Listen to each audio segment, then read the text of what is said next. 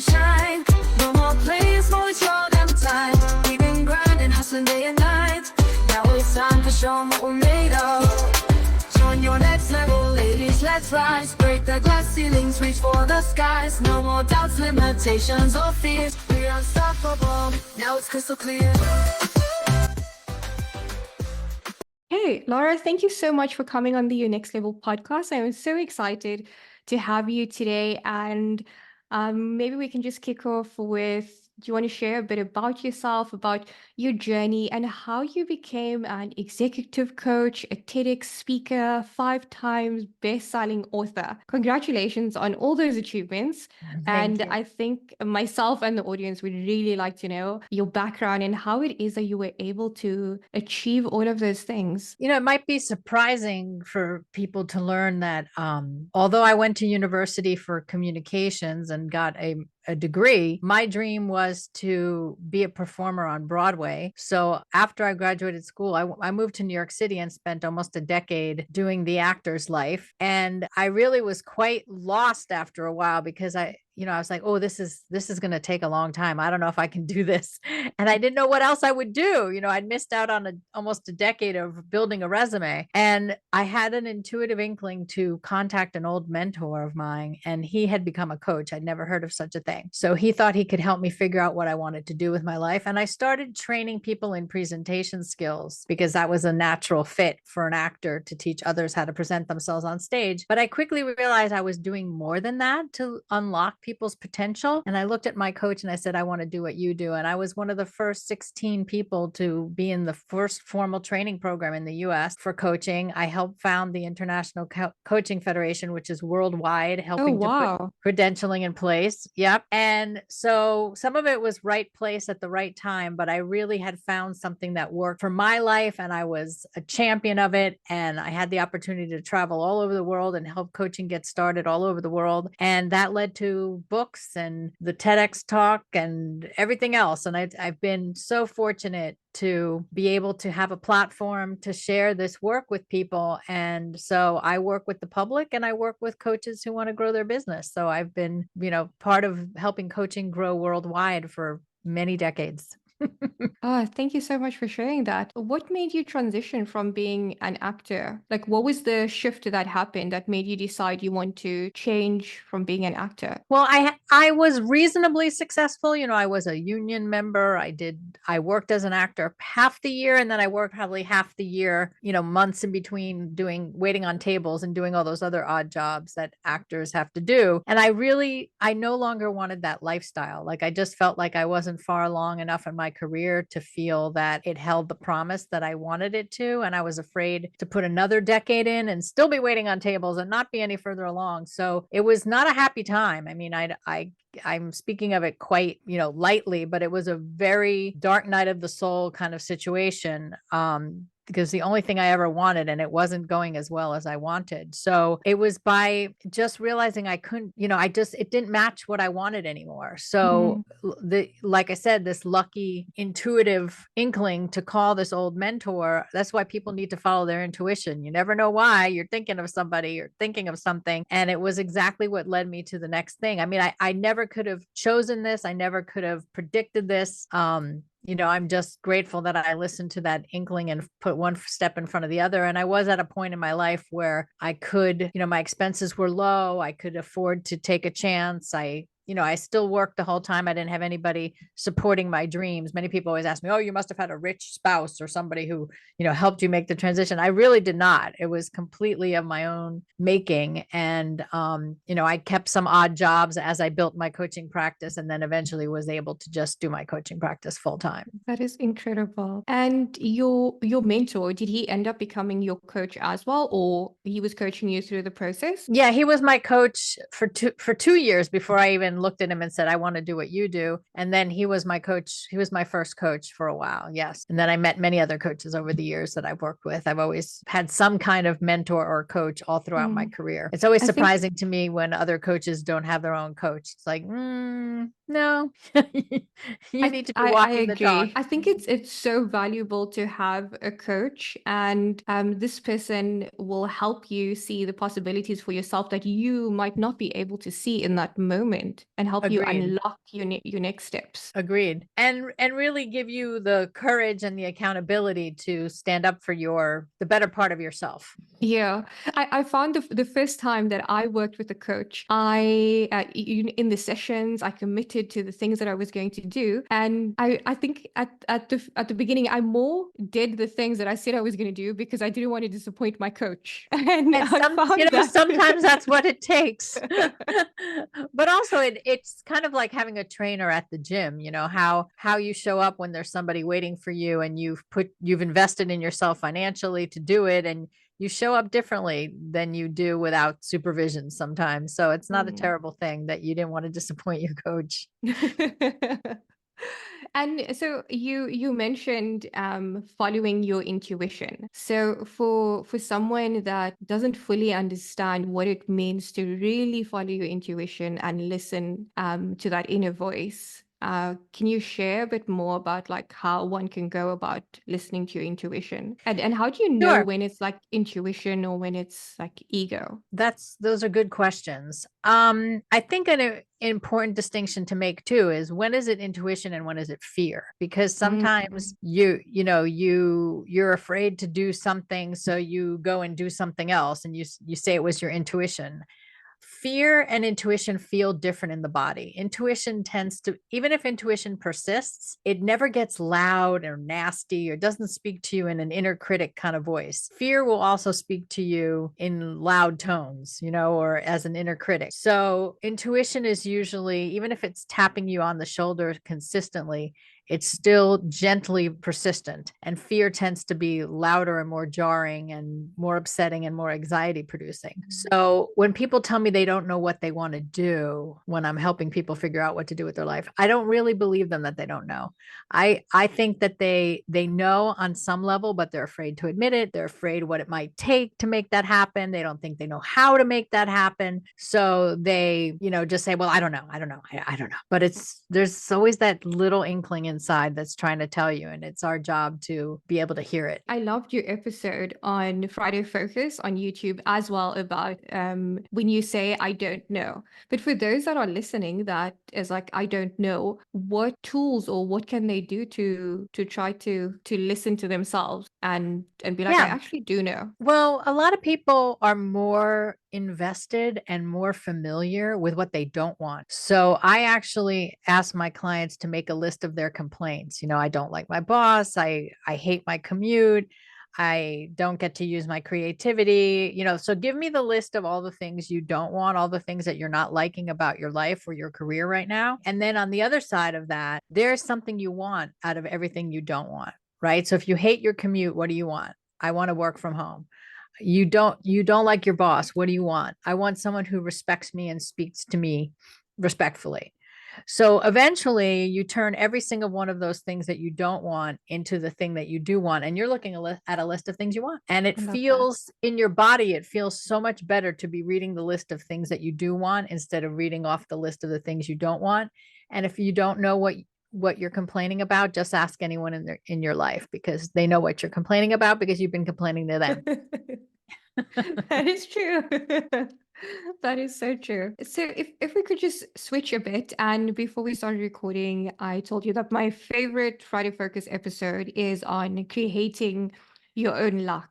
And if you could please share those steps. I don't know if you prefer to share it systematically, but the one that I really want to understand more is take twice the action. Okay. Because I've never heard anyone talk about that before, and I just love it. Well, creating your own luck is it's a process. It starts very much like that list of things you don't want. Like when we tend to just allow things to happen, allow ourselves to be, see ourselves as a victim of our circumstances, it's really hard to create any luck. So you've got to sort of clean up that list of circumstances. Can you declutter your house? Can you show up for yourself and go to the gym? Can you be on time? Can you get out into the sunshine every day? Right. So doing some self-care things really starts shaking the trees and getting the negative stuff out of your life. But then when it comes to what you said of taking twice the action, we sometimes think, okay, well, I'm going to make 2 phone calls today for my job search, but you need 4, you need 8, you need 16, so doing just enough is not enough to create the luck. Doing more than you need to do and then letting it go, then just, okay, so go for a walk or play with your dog or, do something else, but take twice as much action as you think that you need, because everything takes more action than we think. We sort of, give ourselves a pat on the back. Like, I made 1 phone call today. Oh, goody. Okay. I can take the rest of the day off. Nope. Do more. So that's what That is that one so means. true. And also I think that if your goal is 2 per day, there's someone else's goal that is 4 per day. Right. And if that person takes, I mean, it's not really about competing, but if you are going after something, are you giving it all you got? That's a good question, and giving it all you've got doesn't mean to, grind yourself down to the bone, but it does mean doing, pushing through those upper limits that we create for ourselves out of fear, or out of boredom, and just doing more and then letting it go, do more, let it go. And the combination of action and detachment is really healthy towards creating your own luck. And can you explain the detachment and what that means? So detachment stems from impermanence. Okay, so if we tap the Buddhist tradition, right, the Buddhism talks a lot about impermanence. And here in the New York City area where I am, we're having spring, and the flowers bloom in the trees, right? The blossoms bloom. But the impermanence of it is, oh, it's so beautiful. We want spring to last, but maybe those buds last a week and then they're gone. So detachment is giving full action, giving full attention to something, and then letting it go, right? I have to let go of those blooms. They're not going to be there till next year. I can't be wistful and cry that, oh, spring is over, all the blooms are gone. I've got to move into summer. So when you take action, detachment is not worrying about it, not suffering over it, not beating yourself up over it. It's like you took the action, you did it, come back tomorrow and do more. So if we take this into dating, right? So you really like somebody, but if you're really attached to it working out, you might ruin it just with your neediness. So it's taking it easy, showing up fully. That was a really good example. I think everyone can relate to that, because at some point in your life you may have either experienced that or been the one to be so clingy, and it just repels the other person, and in this case it could repel the thing that you are going after. Yeah. Okay, great. Thank Exactly. you for sharing that. So Laura, you said that key things that you do is assist coaches in becoming, or those that want to become coaches, in growing their career path. Can you tell us a bit more about that? I work with coaches to differentiate themselves in the marketplace and prosper. So I don't really train coaches to become coaches. Coaches come to me who are already trained and who want to grow their business. So I help them work on the business side. And coaching has become a very saturated field. There's anybody and everybody is a coach, it seems, right? So how do you differentiate yourself? And I work with coaches to figure out their own methodology, their own branded way of doing things, so that they really have their system. So I have my now what system for figuring out what to do with your life. So I've helped coaches come up with their system for whatever their specialty is. And then we decide if it's going to become a book, is it going to become a course? Is it going to become a TEDx talk? Is it become a keynote speech? And I help them get that out into the marketplace. And it's been great fun to, as I've put decades into my career, to now be able to turn around and help other coaches make their mark. That is incredible. And I mean, designing one's own methodology, I guess that because you're helping the person design this in the format of how it is that they're going to share it with the world, whether it is one-to-one sessions or books, etc. And when it's like your own methodology, you feel more passionate about it, and you really want to share and give people, rather than just using a method that, probably 50% of the coaches out there are using already. That's really And also incredible. it's all about results. People want the transformation. Your clients want the transformation. They want the result. And if you have a proven way to get results, why not share that far and wide in as many forms as you can? So my book, Now What, 90 Days to a New Life Direction. This is the career direction book. It's given me 25 years of work, 25 years of people finding me. It led to the TED Talk. The TED Talk has 2 million views. People come to me to work with me on their career stuff. I get asked to speak, so it's really, it's a way to make your mark and to get your message out. And that's what I've been helping people do. I just put my focus on this 3 years ago because as a senior member of the coaching community, I felt it was my duty to help bring up the next generation. And I'm sure all of your clients are so grateful for you. And what made you decide to write a book when you wrote your first one? This is really a magical story. In the year that I was asked to write my first book, I had written down on a piece of paper as part of my New Year's resolutions that I wanted to write a book. I had no idea how the book world worked. I didn't know about agents. I didn't know about writing proposals. I didn't know about, how you had to sell a book. I didn't know anything. But by that December, I had been in a magazine article with a client of mine, and 3 publishers called me and asked me if I'd thought of writing a book. Wow. And I was like, why, yes, I have, So I ended up signing a contract with Warner Books at the time. And that was a very big deal. It was a very big a contract. And I had never written anything more than a 1-page newsletter. So I cried my way through writing my first book. They begged me to get a writer and have someone else write it for me, but I insisted that I wanted my own voice. I wanted to capture that myself. And I did, and it was before I had kids. So I had 24 hours a day, 7 days a week to write a book. I told my husband to learn how to play golf or something because I was going to be very busy with this book. And it took me a very long time, and I got my way through it. But each book, after that, I did in a shorter and shorter period of time. And my family grew as my books grew. And, I became a busier person, and I learned how to write books in a very quick way. Wow. So that first one came about, by luck and synchronicity. And the rest of them came from hard work. Did you continue writing books because you wanted to share your information with the world, or because you enjoyed writing, or both? There's a famous old-fashioned writer from the 1930s and 40s, Dorothy Parker, and she said, I don't love writing. I love having written. And I share that sentiment. Writing is very hard, but I love having written. I love that I have books. But I did write each of the subsequent books because there was more to say. I just felt like there was more case studies that I had with my clients, more scenarios that came up that I wanted to share.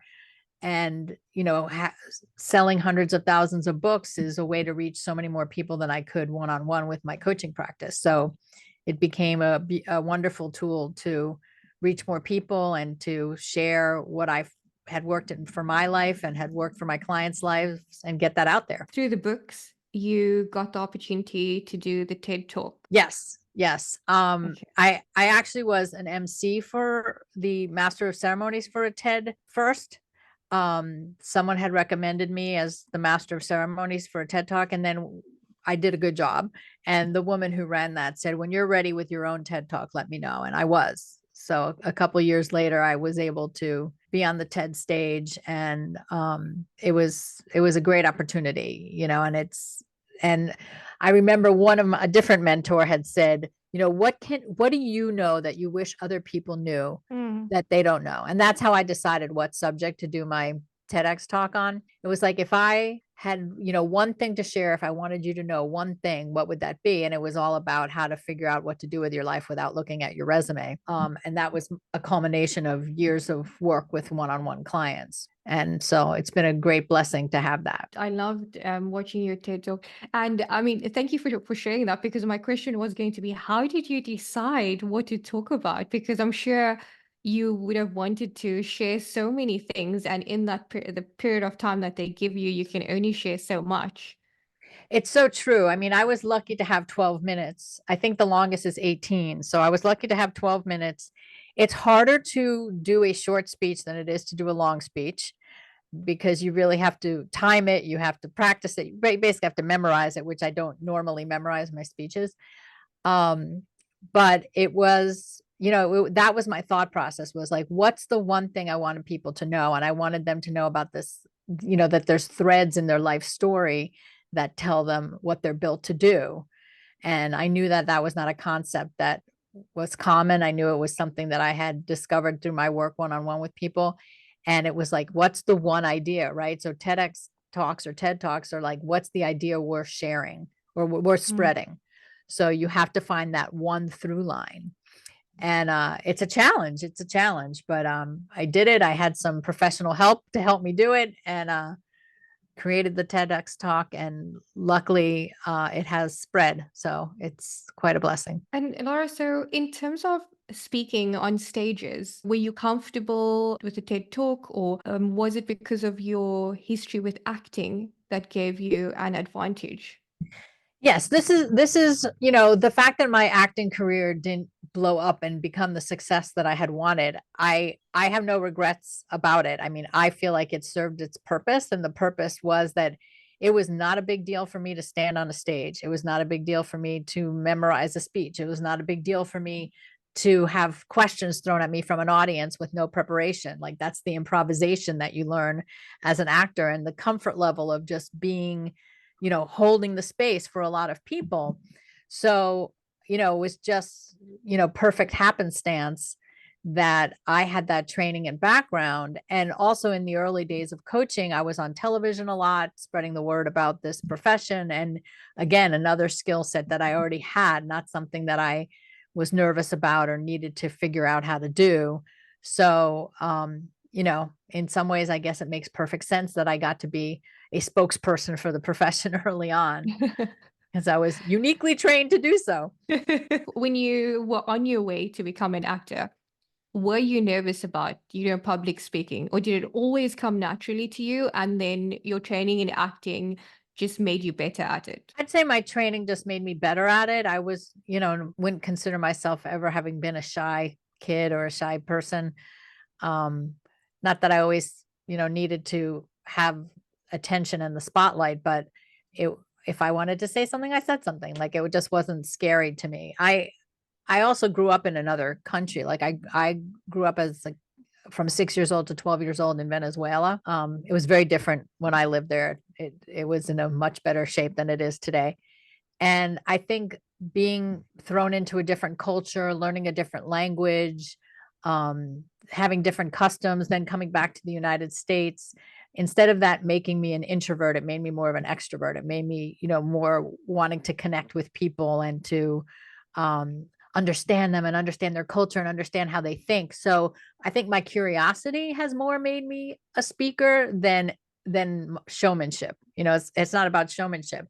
It's about curiosity, connection, and wanting to share. I love that. So you had some time with Oprah as well, which is mind-blowing, and not everyone gets that opportunity. Can you tell me about that? What happened to get you on the stage, and then how that experience was for you? Very comfortable. Like, I watched the video, you were so comfortable and in your element, and Oprah was taking notes from you.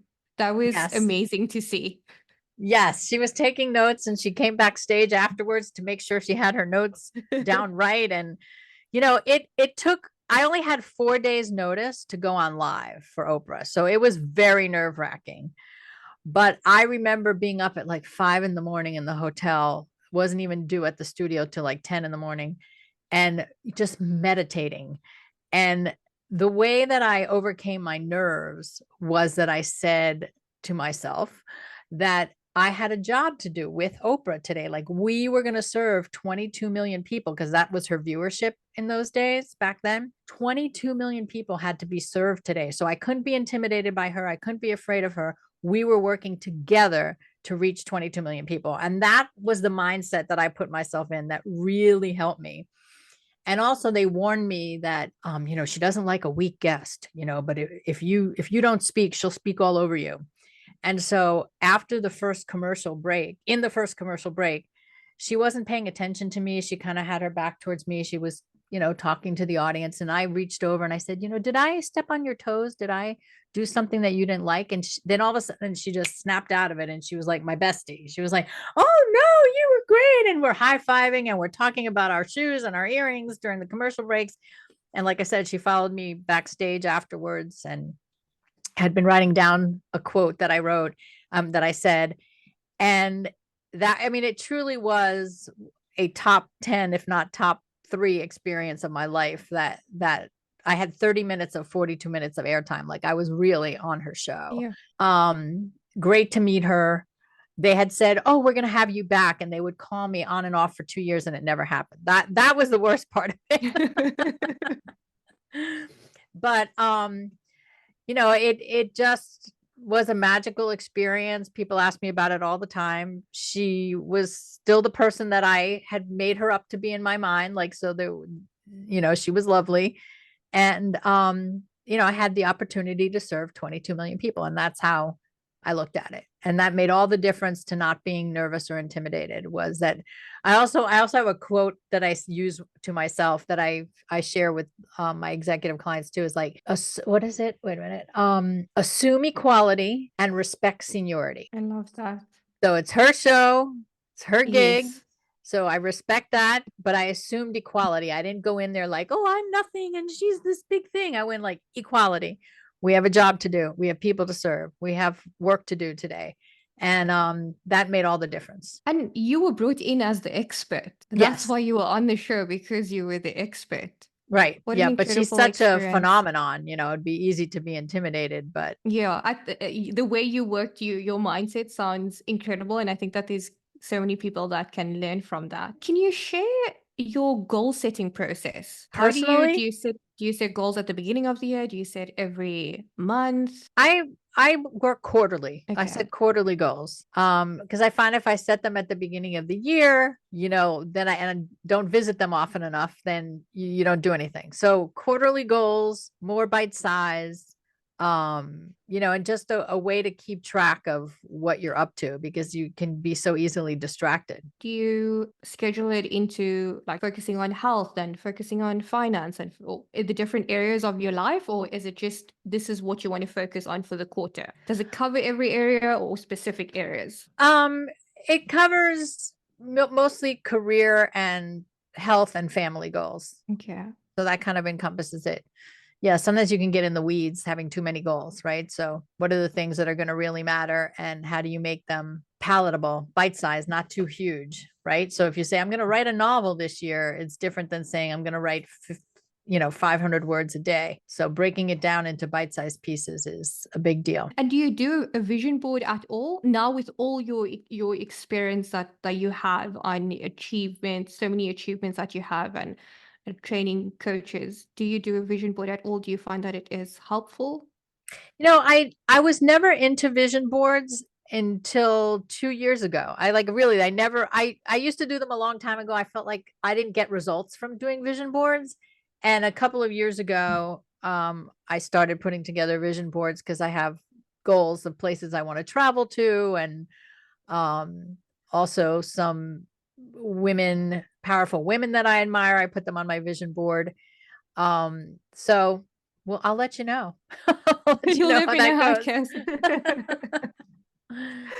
Okay, and then Laura, one of the final questions is, can you share your, if you feel comfortable, do you have a morning routine or evening routine or both? And how do you go about kickstarting your day? I wake up very early. Like, I love to have the house to myself. I still have people who live with me besides my spouse. And I love to have the house to myself. That morning coffee is everything. And I'll spend the morning, I'll do a little scrolling, just a little, and then got to get off of it, meditate, read something inspiring, and try to move my body in some way. But it's not a deep, intense routine. Just, ease into the day. And what time would you say that you'd wake up? 5:30. 5:30. Okay. And then Sometimes you'll do earlier. And your meditation, is it like 5-10 minutes or longer? 15 minutes. I like to use a guided meditation. I could do it without the guided meditation, but I prefer the guided meditation. Yeah, I really enjoy the guided meditation as well. especially to hold me accountable to the time, to the length of the Right. meditation. Yeah. That makes sense. Otherwise, it's too easy to go, okay, I'm done. Get up. Yeah, no, I totally agree. And do you have an evening routine at all? I want to say I do, but I don't really. I mean, I kind of have a gratitude practice before I go to sleep, and just when my head hits the pillow, just be grateful for my day and all the goodness that's in my life. And then out I go. I don't have an evening routine. I'm trying to work on one where so in my mind, what I want to do is at least an hour before bed, and no technology, read a book, and then I also drink some magnesium and then fall asleep. So tonight will be the third night that I'm doing this, and it works really well for me. Oh, good. I find magnesium really helpful as well Yeah. for calming it down in the nighttime routine. Absolutely. That's Yes, great. yes. All right, Laura, thank you so much for coming on. It was so nice to have you, and I've learned so much, and I'm sure all the listeners will take away so much from what you have shared. I will leave all your links down below in the show notes, especially Friday Focus. I love it so much. I was telling Laura how much I enjoy the bite-sized information. But do you want to share anything new that's coming up on your side and where people can reach you? You can find me at laurabermanfortgang.com. That's where you can reach me. I will also send you a link to a free download. Since we talked, I'll send you two, one for your career seekers who are listening and one for coaches who are listening. So you can download a free freebie in each of those Amazing. categories, and we'll put that in the show notes as well. That is amazing. Thank you so much. I truly appreciate it. And I'm so excited to go through those downloads as well. Thank you for Thank having you me, so Insaaf. much.